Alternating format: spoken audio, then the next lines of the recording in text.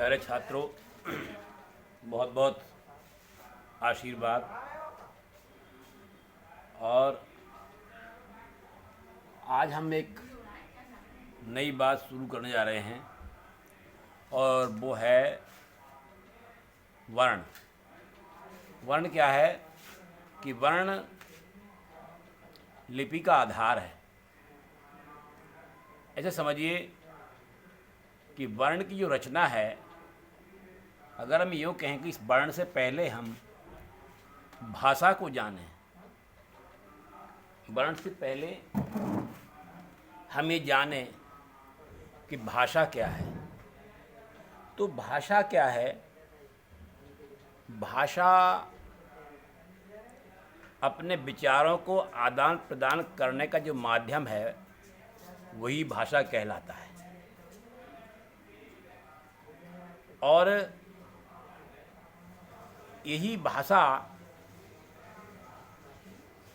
पहले इसका एक रूप था मौखिक में, जो मौखिक नहीं हो पाता था तो संकेत से।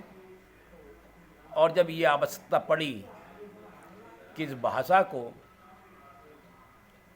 किस तरह से स्थानांतरित किया जाए, किस तरह से इन विचारों को किसी माध्यम से दूसरी जगह पहुंचाया जाए, उसके लिए इस भाषा में जो ध्वनियाँ निकली, उन ध्वनियों के लिए एक आकृति निश्चित की गई। जैसे कि जब आ की आवाज़, आ की ध्वनि जब मुंह से आई, तो उस ध्वनि को संजो कर रखने के लिए उसका एक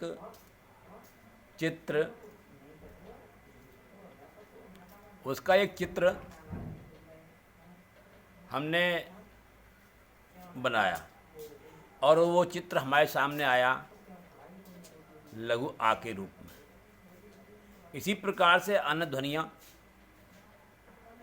जो आदमी के मुंह से निकली, उन्हीं ध्वनियों को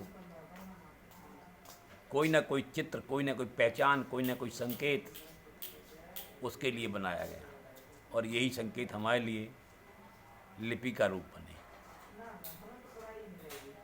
या हम यूँ कहें कि जब आदमी लिखना नहीं जानता था, उस समय अपने गुप्त विचारों को दूसरी जगह भेजने के लिए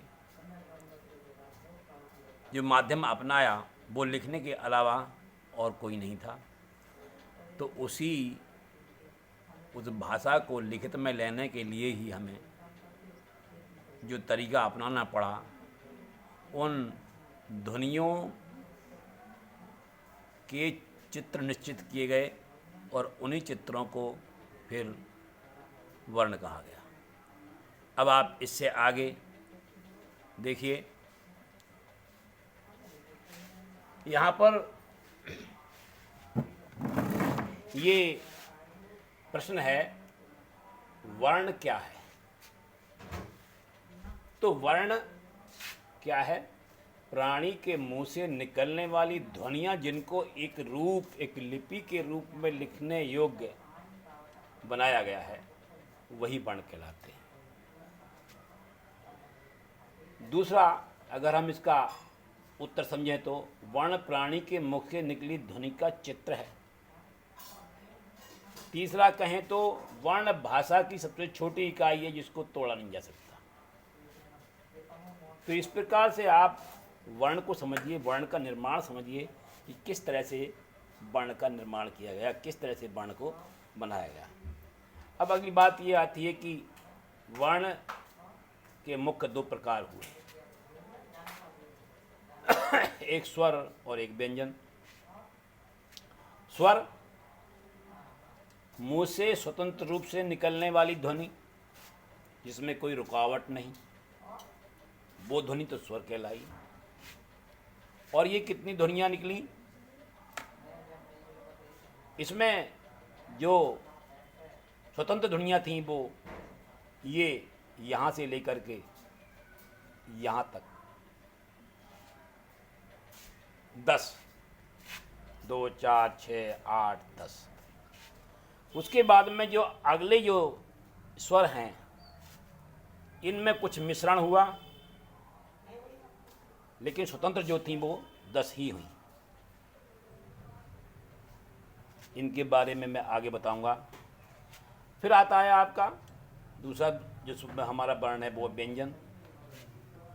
व्यंजन क्या हुआ कि कुछ ध्वनियाँ ऐसी थीं जो कि मुंह के अंदर ही रह जाती थी, मुंह से निकल नहीं पाती थी। कैसे नहीं निकल पाती थी? जब तक उनके साथ कोई स्वर सम्मिलित ना हो। आप ये आधा का है, इसको आप बोलकर देखें, ये मुंह से बाहर नहीं आएगा, तब तक नहीं आएगा जब तक इसमें हम कोई स्वर सम्मिलित ना करें। तो ये है कि मुंह से निकलने वाली वे ध्वनियाँ जो बिना किसी स्वर की सहायता से बाहर नहीं आती, वो व्यंजन कहलाते हैं का से हा तक। और उसके बाद में ये जो संयुक्त अक्षर हैं, संयुक्त व्यंजन हैं, ये व्यंजन 2 व्यंजनों को 3 व्यंजनों को मिलाने से बनते हैं। अब यहाँ पर मैंने एक उदाहरण दिया आपको कि ये का एक व्यंजन था जो मुंह के अंदर था। इसको बाहर निकालने के लिए आ स्वर को सम्मिलित करना पड़ा, तब ये बोलने योग्य हुआ का। और इसी को हम अक्षर भी कहते हैं। कहते ये हैं कि जब किसी वर्ण में कोई स्वर सम्मिलित हो जाता है तो वह व्यंजन वर्ण अक्षर कहलाता है। तो ये मैंने आपको वर्ण के बारे में बताया, और अब जो आगे मैं बताऊंगा तो जो वर्ण से संबंधित जो प्रश्न हैं वो मैं आपको अगली वीडियो में बताऊंगा कि किस प्रकार के प्रश्न होते हैं, वर्णमाला क्या होती है। वर्णमाला के बारे में एक बार मैं आपको बता देता हूं कि वर्णमाला क्या है। वर्णमाला जो है वो एक वर्णों का समूह है जिसको कि एक कहना चाहिए कि ढंग से, एक तरीके से इकट्ठा किया गया है। ऐसे मानिए कि वर्णमाला वह है जिसमें कि वर्णों को एक प्रकार से, एक रूप से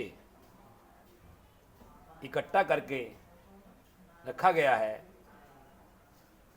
उसी को हम वर्णमाला कहते हैं।